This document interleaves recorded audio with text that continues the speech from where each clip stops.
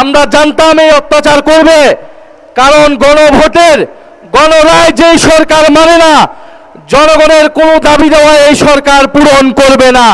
আপনারা দফায় দফায় 5 মাসে সিলিন্ডারের দাম বৃদ্ধি করেছেন, বিদ্যুতের দাম বৃদ্ধি করেছেন, জ্বালানির দাম বৃদ্ধি করেছেন, এখন গ্যাসের দাম বৃদ্ধি করার পায়তারা করছেন। এই পায়তারা অবিলম্বে বন্ধ করতে হবে। সবাইকে ধন্যবাদ। আসসালামু আলাইকুম। এই বৃষ্টির মধ্যেও আমরা সবাই রাজপথে অবস্থান করছি, এটাই এই সরকারের জন্য একটা বড় বার্তা। সামনের দিন আসতেছে, বর্ষা বিপ্লব সংগঠিত হয়েছিল 2024-এ, প্রয়োজন লাগলে 2026-এও হবে। এটা সরকারের আচরণের উপর নির্ভর করবে। সরকার 5 মাসে সম্পূর্ণরূপে ব্যর্থ হয়েছে। গ্যাস দিতে পারছে না, বিদ্যুৎ দিতে পারছে না, দ্রব্যমূল্য নিয়ন্ত্রণে রাখতে পারছে না। কর্মসংস্থানের প্রতিশ্রুতি দিয়েছিল, একটি কর্মসংস্থানও নিশ্চিত করতে পারে নাই।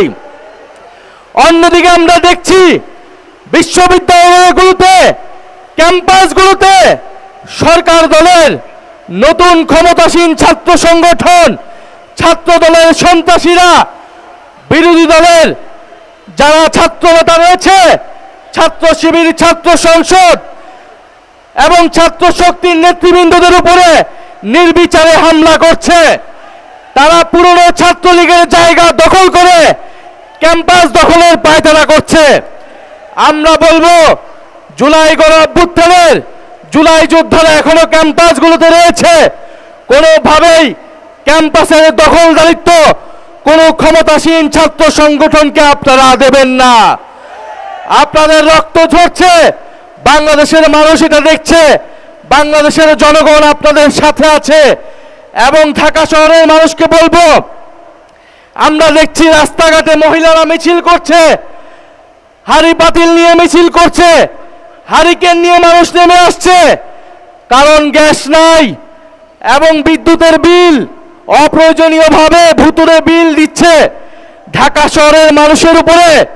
এই যে নির্মম অত্যাচার এই সরকার শুরু করেছে, আমরা জানতাম এই অত্যাচার করবে, কারণ গণভোটের গণরায় যেই সরকার মানে না, জনগণের কোনো দাবি দেওয়া এই সরকার পূরণ করবে না। ফলে এই সরকার যেই বিশ্বাসঘাতকতা এই নির্বাচনের শুরু থেকেই করেছে, সরকার প্রতি পদে পদে এই বিশ্বাসঘাতকতা বাংলাদেশের জনগণের সাথে করে যাবে। কিন্তু আমরা বাংলাদেশের জনগণ এই সরকারকে কোনোভাবেই এই ধরনের আচরণ করতে দেব না।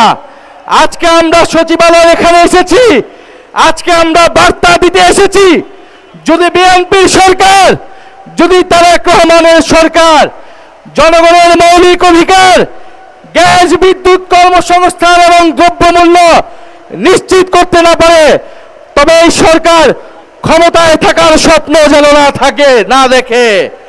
প্রিয় জনগণ, আপনাদেরকে ধন্যবাদ জানাচ্ছি এবং সরকারের প্রতি বলবো, অবিলম্বে গ্যাসের দাম বৃদ্ধি করার কোন ধরনের পায়তারা করলে গদিতে বসতে পারবেন না। আপনারা দফায় দফায় 5 মাসে সিলিন্ডারের দাম বৃদ্ধি করেছেন, বিদ্যুতের দাম বৃদ্ধি করেছেন, জ্বালানির দাম বৃদ্ধি করেছেন, এখন গ্যাসের দাম বৃদ্ধি করার পায়তারা করছেন। এই পায়তারা অবিলম্বে বন্ধ করতে হবে। সবাইকে ধন্যবাদ। আসসালামু আলাইকুম।